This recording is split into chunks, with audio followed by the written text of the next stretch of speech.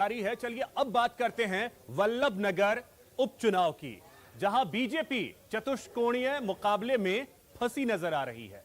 BJP के नए उम्मीदवार को कांग्रेस के साथ ही बीजेपी के बागी उदयलाल डांगी और रणधीर सिंह भिंडर से भी निपटना है, तो सीट का चुनावी इतिहास भी बीजेपी के खिलाफ है। देखिए बीजेपी के लिए वल्लभ नगर का यह चक्रव्यूह।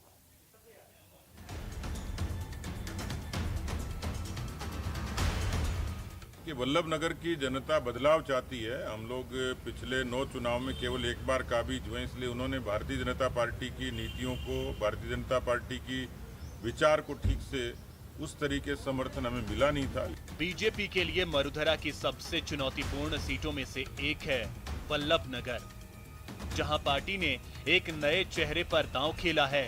लेकिन बीजेपी के टिकट पर चुनाव लड़ चुके उदयलाल डांगी के बागी होकर आरएलपी का दामन थामने से जो झटका लगा है, उसे जनता सेना के रणधीर सिंह भिंडर ने और बढ़ा दिया। वहीं इतिहास भी वल्लभ नगर सीट पर बीजेपी के खिलाफ है। वल्लभ नगर सीट पर पिछले 9 चुनाव में बीजेपी सिर्फ एक बार जीत पाई है। 1990 से 2018 के बीच बीजेपी सिर्फ 2003 में चुनाव जीत पाई थी। 2003 में रणधीर सिंह भिंडर ने बीजेपी उम्मीदवार के तौर पर जीत हासिल की थी। 2013 में भिंडर जनता सेना के उम्मीदवार के तौर पर फिर से चुनाव जीते, लेकिन 2018 में यह सीट कांग्रेस के खाते में गई। बीजेपी तीसरे नंबर पर रही थी। नए चेहरे हिम्मत सिंह झाला के दम पर पार्टी नया दांव चल रही है। प्रदेश अध्यक्ष सतीश पूनिया जीत के सूखे को खत्म करने का दावा कर रहे हैं। कोरोना के कालखंड में जब लोग जमीन पर नहीं थे, उस समय हिम्मत सिंह झाला वल्लभ नगर के समाज सेवी वल्लभ नगर की जनता के उस कोरोना की भीषण त्रासदी में आंसू पहुंचने का काम किया, सेवा का काम किया, अपने बूते पर किया। नौजवान हैं और पूरे मेवाड़ में इस तरीके से ऊर्जावान नौजवानों की पार्टी को जरूरत है। मगर दावों और हकीकत के बीच यहां जमीन आसमान का फर्क साफ नजर आ रहा है। वल्लभ नगर सीट पर चतुष्कोणीय मुकाबला है।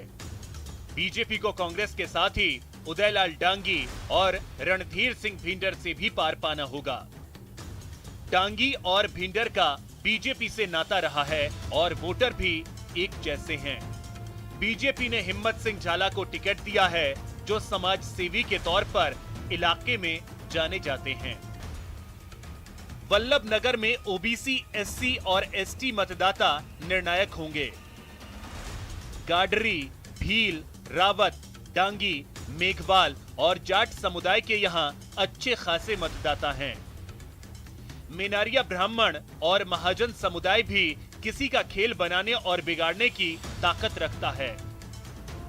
बहरहाल बीजेपी को गहलोत सरकार के खिलाफ जनता की नाराजगी का भरोसा है और इसी नाराजगी के दम पर बीजेपी वल्लभ नगर का इतिहास बदलने के सपने देख रही है। सफल हुई है, वहाँ एक कौड़ी का भी काम नहीं है।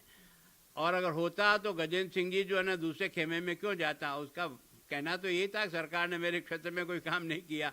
और अभी अभी उन्होंने जो मिनरल फंड है उसमें से कुछ स्वीकृतियां निकाली है, जो भी अधिकृत रूप से किसी ने मांगा नहीं। हम सब एमएलए से मांगा था प्रस्ताव, लेकिन वहाँ केवल चुनाव के लिए लोगों को गुड़ लगाने का प्रयास जरूर किया। लेकिन जनता बहुत होशियार है, समझती है ये उनका काम में आने वाला नहीं है। फिलहाल पूर्व गृह मंत्री गुलाब सिंह शक्तावत की पुत्रवधू और गजेंद्र सिंह शक्तावत की धर्मपत्नी को चुनाव में सरकार का सहारा है। विकास मुद्दा बना तो प्रीति के आगे कोई टिक नहीं पाएगा। इतना तय है कि मुकाबला कांटे का होगा और जीत हार का अंतर भी ज्यादा नहीं रहेगा। न्यूज़ 18 राजस्थान के लिए बाबूलाल धायल की रिपोर्ट।